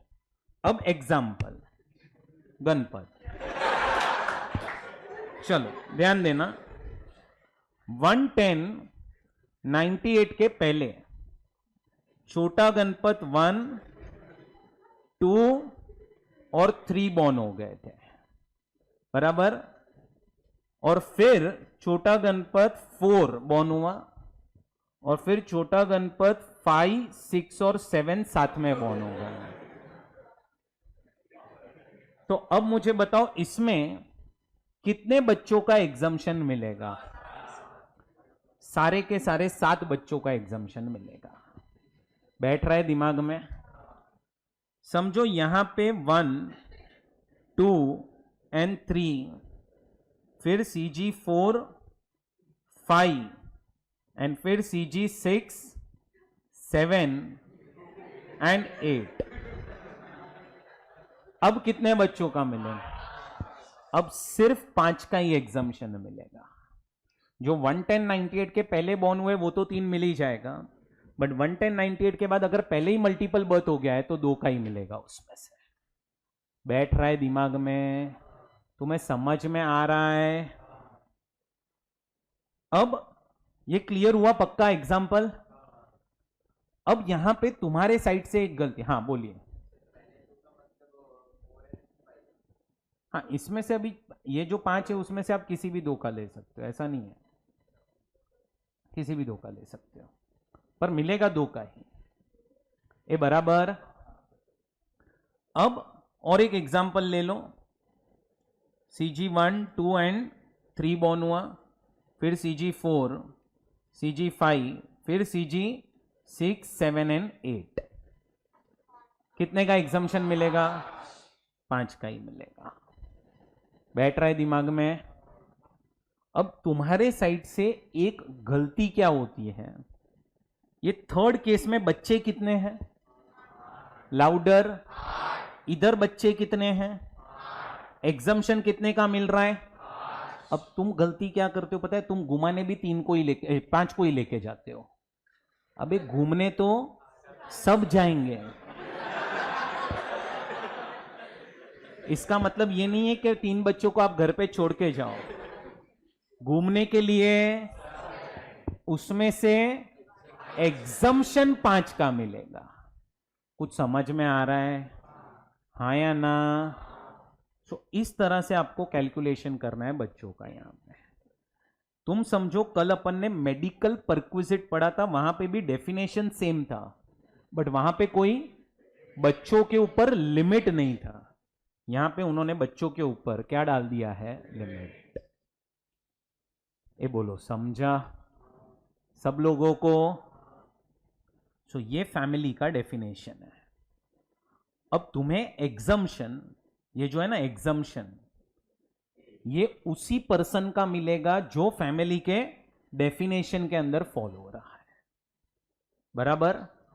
एम्प्लॉय तो घूमने जाएगा ही, बट उसके फैमिली के साथ जाएगा, तो फैमिली में कौन कौन आएगा? ये लोग आएंगे फैमिली में। बोलो समझा? अब आ रहा है कि अब अपने को ये देखना है कि एग्जम्पशन कितना मिलेगा, अमाउंट कितना। पहले तो अपन ने कंडीशंस देख ली, 3 पॉइंट्स हमने देखे। पहला, ट्रैवल कहां पे होना चाहिए? इन। सेकंड, कितने साल के ब्लॉक्स बनाए गए हैं, उसमें से एग्जम्पशन कितनी बारी मिलेगा? 2 बारी मिलेगा। बराबर? 2 बारी आप एग्जम्पशन ले सकते हो। अगर आपने प्रीवियस ब्लॉक में एग्जम्पशन लिया ही या फिर लिया है सिर्फ, तो कैरी फॉरवर्ड हो सकता है। सो नंबर ऑफ एग्जम्पशन हो जाएंगे, उसमें से भी फर्स्ट एग्जम्पशन लेना पड़ेगा इन फर्स्ट ईयर। बराबर? और थर्ड पॉइंट, फैमिली का डेफिनेशन। अब हम लोग ये देखेंगे कि how much exemption you will get. मैं आपके सामने डिफरेंट डिफरेंट केसेस बना रहा हूं, ध्यान से सुनते जाना। पहला, आपको ये चेक करना है कि आपने जर्नी कैसे परफॉर्म की है। तो क्या आप फ्लाइट से गए हो? ये पहला केस है। अगर आप फ्लाइट से गए हो, अगर आपने ट्रैवल एयर से किया है, तो अब समझो कि आप और आपके फैमिली में से टोटल और 9 लोग, मतलब सब मिला के 10 लोग घूमने गए। मैं अज्यूम कर रहा हूं कि सारे के सारे लोग फैमिली के डेफिनेशन में कवर्ड है। आप यहां से दिल्ली घूमने गए हो और आपने जो जर्नी परफॉर्म की है वो की है इन बिजनेस क्लास। किसमें क्लास? कौन से क्लास में? बिजनेस क्लास में। अब बिजनेस क्लास में आप गए यहां से दिल्ली और वापस आए। एक जन का जाने और आने का जो टिकट था फ्लाइट का, वो था 50,000। सो टोटल 10 लोगों का खर्चा कितना हुआ? 5 लाख। आप घूम के आए, 5 लाख की जो टिकट के इनवॉइस थे, इनवॉइस मतलब समझता है बिल, वो आपने एम्प्लॉयर को दिया और एम्प्लॉयर ने आपको 5 लाख दिया। अब 5 लाख आप यहां लिखोगे इन इनर कॉलम, उतना पैसा एम्प्लॉयर से मिला। अब क्वेश्चन आ रहा है how much exemption you will get. अब एग्जम्पशन के केस में वो लोग ने क्या प्रोविजन बनाया है, थोड़ा दिमाग चलाओ। एग्जम्पशन 5 लाख से तो ज्यादा कभी होगा नहीं, अरे that is your actual amount received. But अब एग्जम्पशन कितना होगा? तो अब वो लोग बोल रहे हैं कि आप क्या करो, आपके जो भी एक्चुअल एक्सपेंस हुए हैं वो ले लो। एक्चुअल एक्सपेंस कितने हुए हैं? 5। तुम समझो actual expense and actual amount received, हमेशा सेम ही होता है, प्रैक्टिकली मैं बात कर रहा हूं। तो वो एक ले लो, तो 5 लाख से ज्यादा तो आपका एग्जम्पशन नहीं होगा। अब आपको हम एक्चुअल एक्सपेंस को you compare with economy class fair. किससे कंपेयर करो? सो अगर तुम फ्लाइट में इकोनॉमी क्लास में जाते तो कितना होता खर्चा आने जाने का? नाउ लेट अस अज्यूम के खर्चा होता 20,000 रुपया पर पर्सन। तो अब तुम्हें समझ में आना चाहिए 20,000 रुपया इंटू 10, कहने से 2 लाख का एग्जम्पशन, 2 लाख रुपया आ जाएगा। तो आपको एग्जम्पशन हम कितना देंगे? 2 लाख। तो बैलेंस कितना हो गया? 3 लाख। सो देखो, अगर आपने जर्नी परफॉर्म किए by how much exemption you will get, either और विच एवर इज लोअर। अब मैं क्या बोल रहा हूं, समझो तुम यहां से दिल्ली गया, बट तुम गया ही इकोनॉमी क्लास में था, तो थोड़ा सा दिमाग चला, क्या हो जाएगा? कहने से फुल्ली एग्जम्प्ट हो जाएगा। कैसे फुल्ली एग्जम्प्ट? अरे उतना ही तो रीइंबर्स होगा ना, 5 लाख मिलेगा ही नहीं, एम्प्लॉयर से मिलेगा ही कितना? 2 लाख मिलेगा। अरे बोलो समझा? नेक्स्ट, अगर तुमने जर्नी रेल से परफॉर्म की है, कैसे परफॉर्म की है? रेल मतलब यहां से तुम दिल्ली ट्रेन में गए थे। अब प्रोविजन क्या है, ध्यान से सुनना। वापस से एक्चुअल एक्सपेंस जो भी आपका हुआ, अब इधर तुम्हें कंपेयर करना है with first class AC fair. किसके साथ? मतलब तुम समझ पा रहे हो ना? अगर तो सबसे बेस्ट क्लास ट्रेन में कहना से फर्स्ट क्लास एसी होता है। तो इन्होंने क्या किया है पता है? ट्रेन के केस में सबसे बेस्ट जो क्लास है ना उसका एग्जम्पशन दिया है। फ्लाइट के केस में सबसे लोवेस्ट जो होता है उसका दिया है। क्यों ऐसा? क्योंकि रेलवेज आर ओन्ड बाय, तो गवर्नमेंट क्या बोल रहा है, जितना तुम जर्नी हमारे रोड से, हमारे मोड से ट्रैवल करेगा, कहने से हम एग्जम्पशन ज्यादा देगा। बैठा दिमाग में? तो उधर तो कहने से आप कोई भी क्लास से ट्रैवल करो, कहने से it will be fully exempt only, but with a condition कि all the members who are travelling are covered by definition of family. नहीं समझा तुम्हें?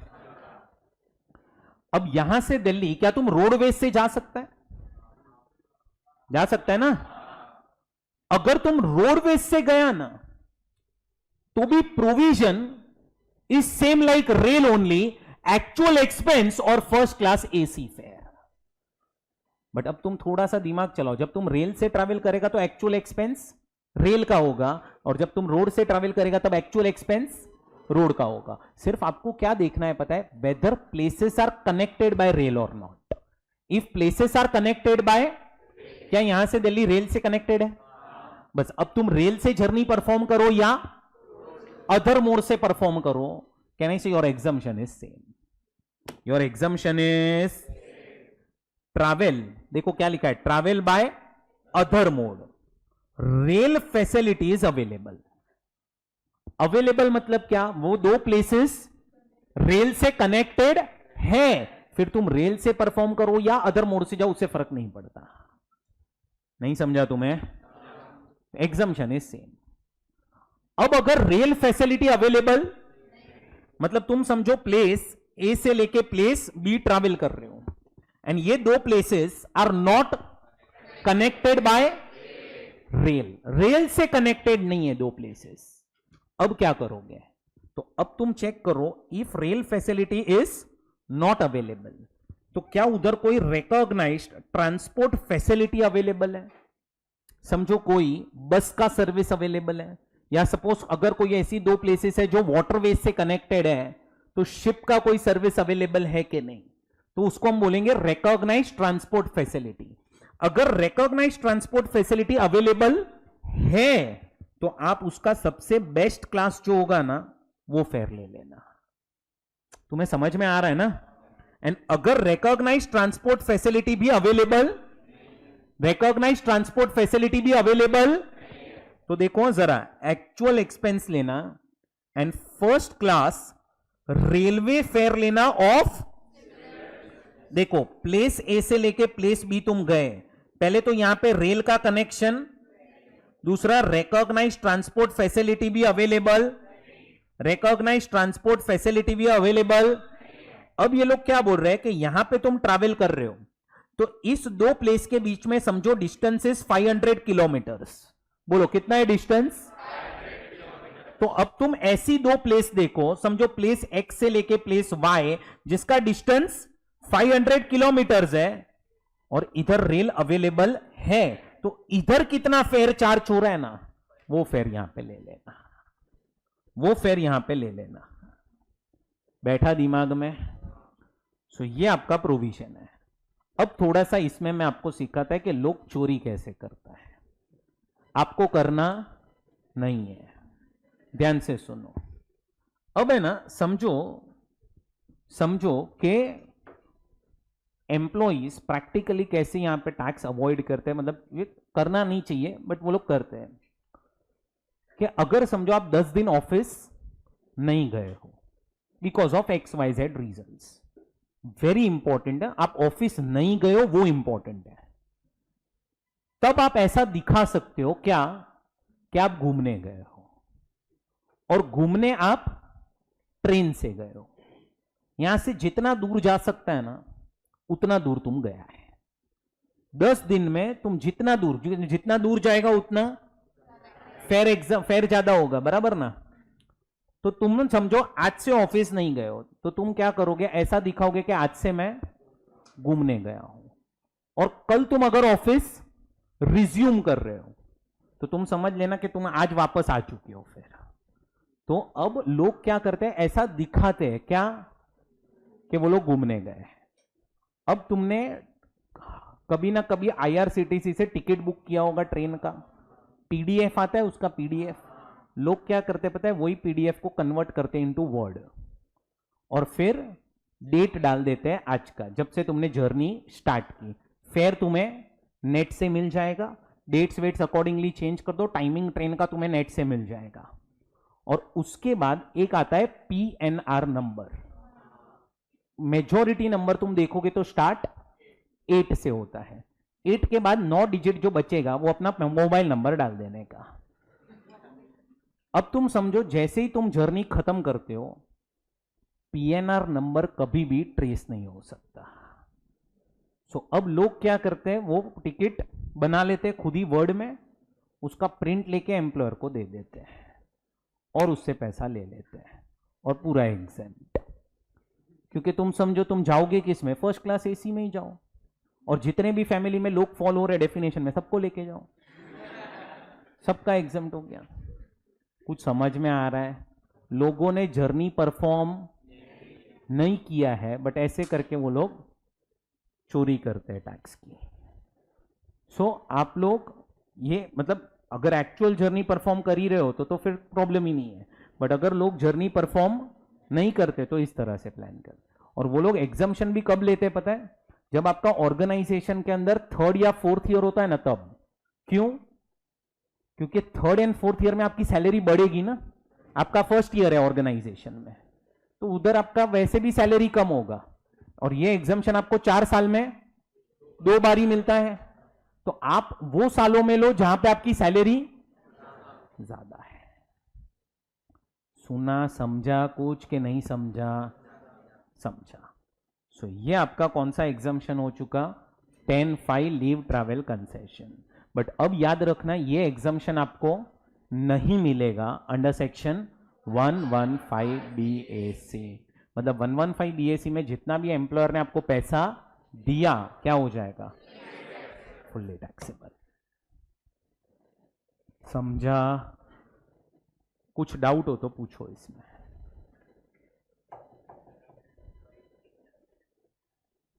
तो 3-4 महीने फिर तेरे को एम्प्लॉयर काम पे रखेगा क्या? पहले एम्प्लॉयर काम पे रख रहा है क्या? उसमें कोई प्रॉब्लम नहीं है घूमने का, तो एम्प्लॉयर तेरे को 3-4 महीने की छुट्टी देगा क्या? पहले वो सोच। तू 12 महीने मत था, उसमें क्या प्रॉब्लम है?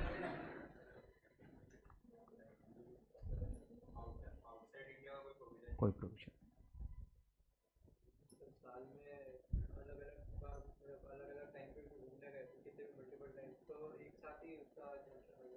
नहीं, हर बार का एक। तो अभी दिल्ली घूमने गया तो उसका ही मिलेगा बस। फिर तू दूसरी जगह गया तो वो सेकंड हो गया, तुझे लेना है तो ले ले फिर एग्जाम्शन। ऐसे तो फिर एक साल में 4 बार घूम के आएगा, मैं क्लब करके बोलेगा भाई दे पैसा, ऐसा नहीं होता है। एक क्लियर? सो ये आपका कॉन्सेप्ट कंप्लीट हुआ, कौन सा? Leave travel concession. अब आप लोग पहले सुन लो, फैमिली का डेफिनेशन लिखोगे, उसके बाद आप लोग ये वाला एग्जाम्पल लिख दोगे यहां पे, ये वाला। फिर आप लोग एग्जम्पशन वाला पॉइंट लिख के, तुम्हें अगर ये लिखना हो ये वाला पार्ट तो तुम लिख सकते हो, एंड लास्ट फिर इंडिया और फिर एग्जम्पशन। बराबर? चलो पहले हेडिंग दे दो, फैमिली का मीनिंग लिख लो पहले। हो गया ये लिख के?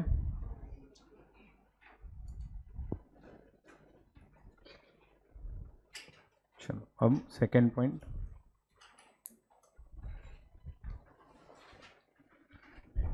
ये जो ब्लॉक का कॉन्सेप्ट है ना, वो 1986 से इन्होंने स्टार्ट किया था ये कॉन्सेप्ट।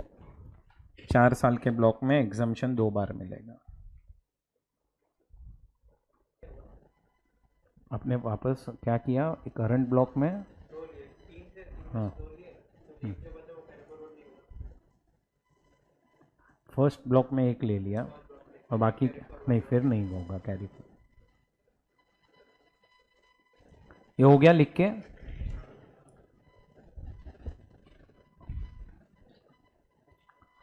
अब ये तुम्हें एक्सप्लेनेशन लिखना हो तो लिख सकते हो, ये ब्लॉक वाला, ये वाला पार्ट।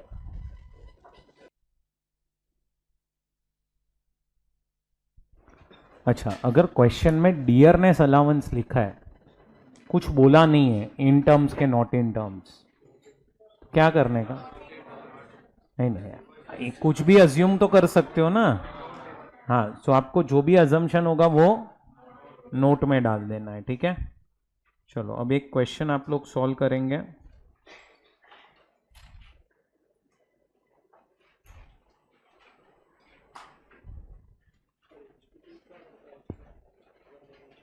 दोनों में से कोई भी नॉट इन टर्म्स अज्यूम करके नोट डाल देते हैं वो लोग। चल, ये सम है क्वेश्चन नंबर 4 क्लास टेस्ट के अंदर, करेंगे सॉल्व आप लोग अभी।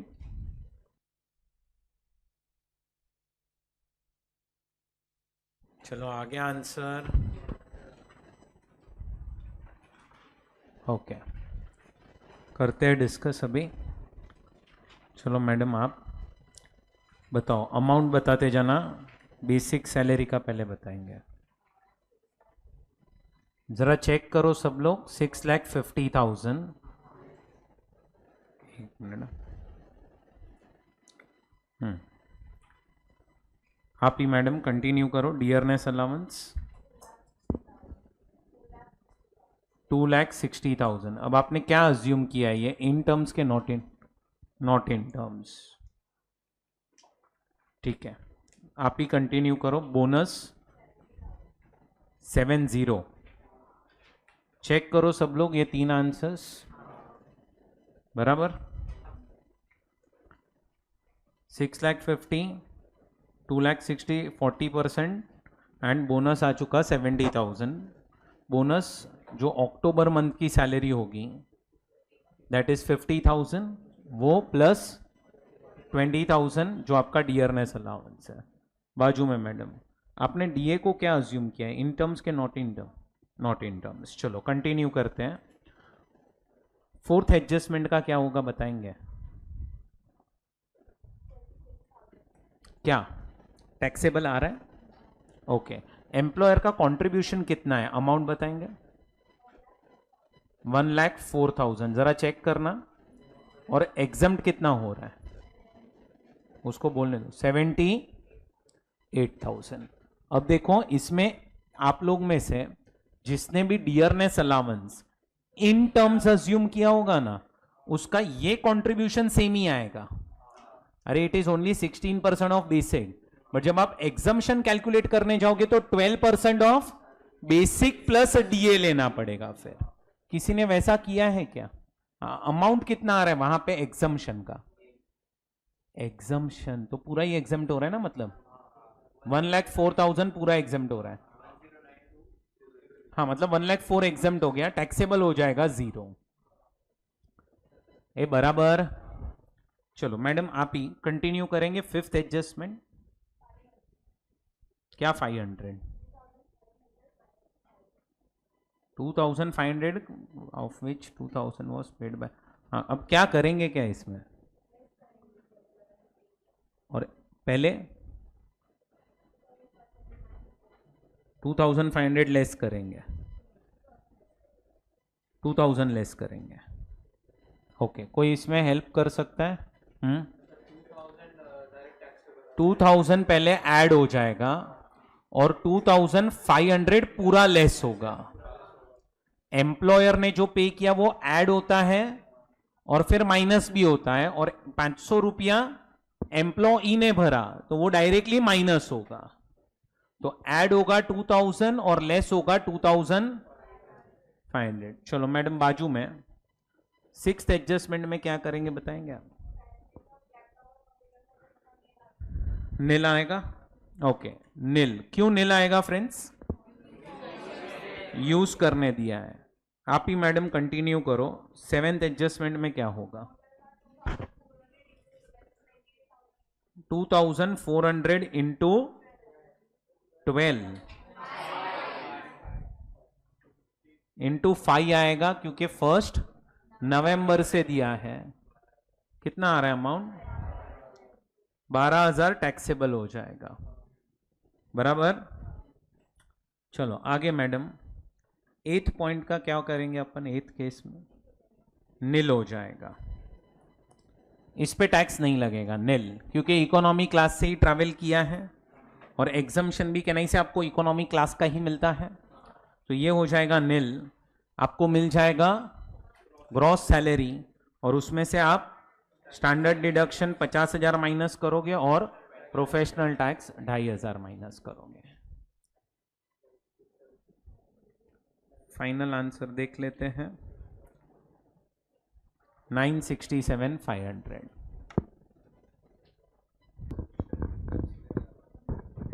ठीक है ना, कोई फर्क नहीं पड़ता है। आप नॉट इन टर्म्स अस्यूम क्या, इधर है ये 26,000 टैक्स हुआ है तो नॉट इन टर्म्स ही लिया है ना अपन ने।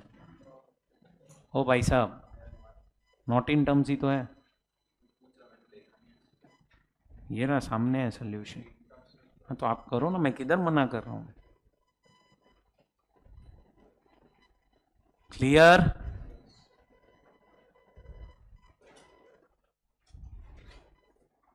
तुम्हें समझा पक्का? चलो अब नेक्स्ट सम पे जाते हैं। चलो ये वाला सम आप लोग सॉल्व करेंगे अभी, क्लास टेस्ट का ही क्वेश्चन नंबर 5 स्टार्ट।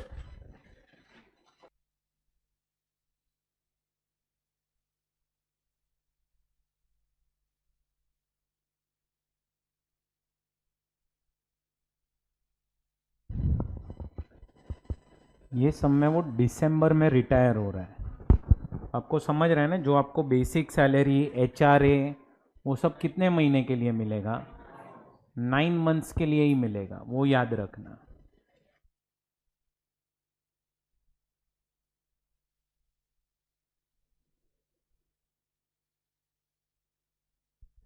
और एक चीज,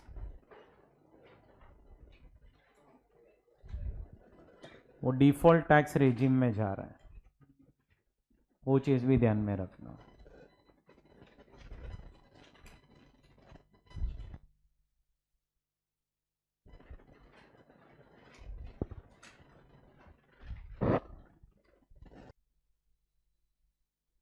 तुम्हारे बीच में डिस्कशन नहीं होना चाहिए, चुप बैठो।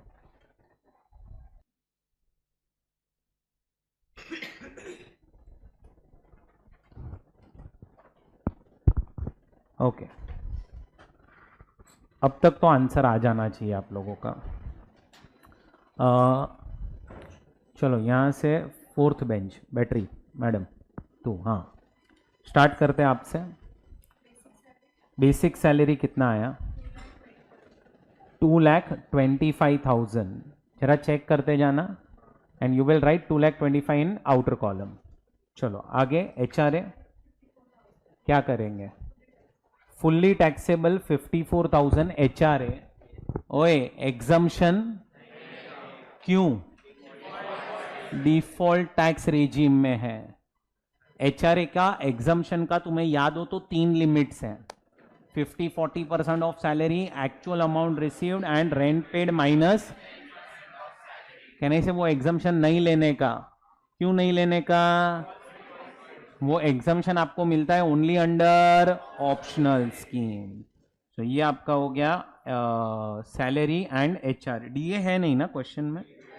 ठीक है, चलो बाजू में मैडम ग्रेचुइटी वाला पॉइंट एक्सप्लेन करो। अब मुझे कैलकुलेशन बताओ मैडम, कैलकुलेशन 350 उसको मिला है, कहां लिखोगे?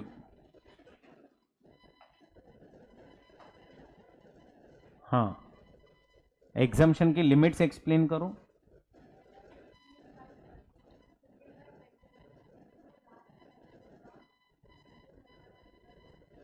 हाँ, तो 15 divide by 26 multiply by amount. अरे इधर इधर लास्ट ड्रॉन सैलरी क्या आएगा? 25,000। Number of years of service 26। Okay, तो लिमिट नंबर 1 कितनी आई आपकी?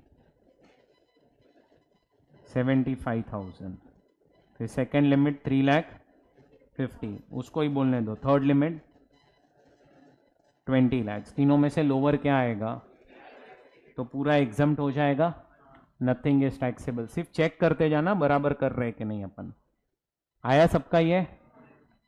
चलो बाजू में मैडम लीव एनकैशमेंट, एक ही मिनट, कितना मिला है पहले? 315, ये इनर कॉलम में लिख के अब एग्जम्पशन। पहले तो लिमिट्स कितनी है यहाँ पे? 4। पहला लिमिट बता क्या है? लिमिट पहले बताओ, इधर इधर इधर उधर मत देखो, लिमिट बताओ क्या है। फिर कंप्लीट नहीं किया आपने मैडम, इधर तो आप वॉलंटरी रिटायरमेंट को मर्ज कर रहे हो अभी। चलो, बैलेंस लीव को नंबर ऑफ ईयर से मल्टीप्लाई करेगा आप लोग। चलो कौन एक्सप्लेन करेगा? Raise your hands. हाँ बोल।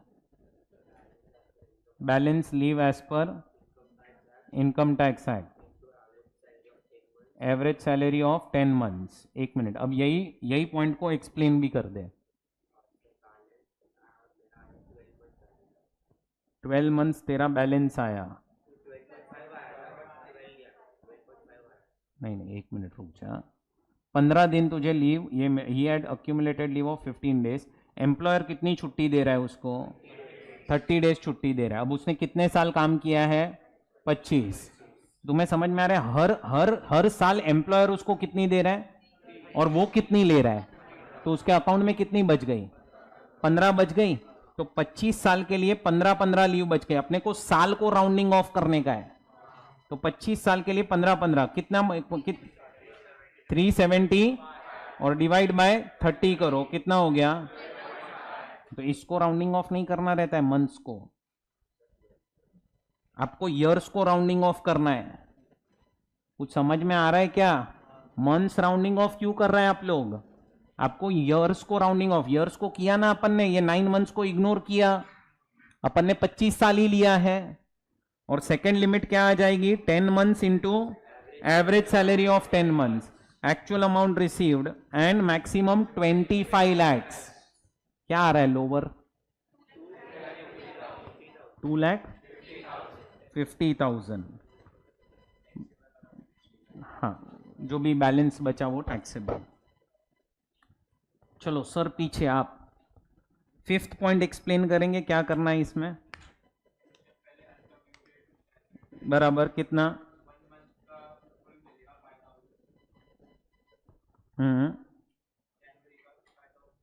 बराबर।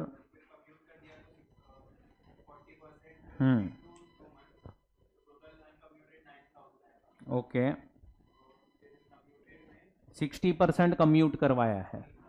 तो वो लमसम अमाउंट कितना मिलेगा उसके बदले में, अगर टोटल कम्यूटेड वैल्यू निकाले तो, और 5 lakhs का कितना एग्जम्प्ट हो जाएगा, क्यों 1/3 ग्रेचुइटी मिला है इसीलिए। Company presented him a gift voucher of 5000, क्या करेंगे, 5000 है तो कोई दोनों व्यूज के हिसाब से कहने से एग्जम्प्ट ही होगा, और उसको कलीग्स ने क्या गिफ्ट किया है, 50,000 का सेलफोन, क्या हो जाएगा। आपको याद है ये कलीग्स वाला पॉइंट अपने पास पहले भी आया था, उधर एलसीडी टीवी दिया था उन्होंने, एलसीडी टीवी को भी अपन ने क्या किया था, इग्नोर किया था। फाइनल आंसर 75 का स्टैंडर्ड डिडक्शन के बाद 411333। तुम्हें समझा? अच्छा, तुम्हें ये समझ में आता है, ये सब में uncommuted pension you will receive in 2 parts. कैसे 2 parts, before commutation also and after commutation.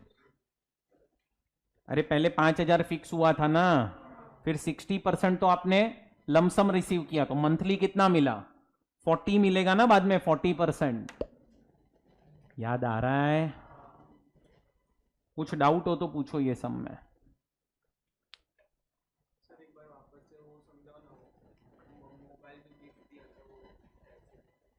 कौन सा एम्प्लॉयर ने दिया वो? अरे कलीग्स ने दिया है, वो थोड़ी सैलरी में आएगा। कलीग्स मतलब क्या? अरे पर एम्प्लॉयर ने थोड़ी दिया है, तेरे कलीग्स ने दिया है, तेरे साथ जो लोग काम कर रहे हैं, ये सैलरी थोड़ी है आपके लिए। कुछ समझ रहा है आपको? चलो कुछ भी डाउट हो तो पूछो फटाफट से। क्लियर हो गई ये चीजें? ओके। अब क्लास टेस्ट जो है ना, उसमें से क्वेश्चन नंबर 2 होमवर्क में रहेगा, क्लास टेस्ट का क्वेश्चन नंबर 2 होमवर्क में रहेगा।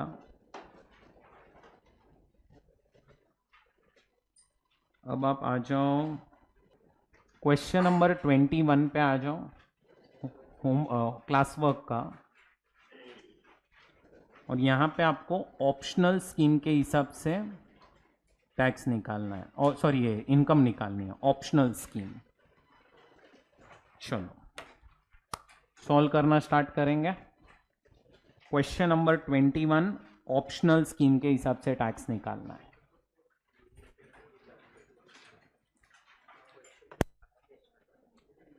होमवर्क में क्लास टेस्ट का क्वेश्चन नंबर 2 इधर लिख देना, क्वेश्चन में ऑप्शनल स्कीम, ऑप्शनल स्कीम लिख देना। चलो स्टार्ट। ये सम अभी आप कंप्लीट करो, फिर आपका ब्रेक स्टार्ट होगा। डिस्कस अपन कल करेंगे, और एक ही सम मैंने होमवर्क में दिया है। कल अपना मेजॉरिटी मतलब सैलरी कंप्लीट हो जाएगा। कल और एक कॉन्सेप्ट है जो थोड़ा सा इम्पोर्टेंट है, वो कल डिस्कस करेंगे और कंप्लीट करेंगे। सम से 1-2 बचेंगे, वो देखते हैं बाद में कर लेंगे, बट अभी ये सम अभी कंप्लीट करके फिर ब्रेक लेना, ठीक है? मिलते हैं कल।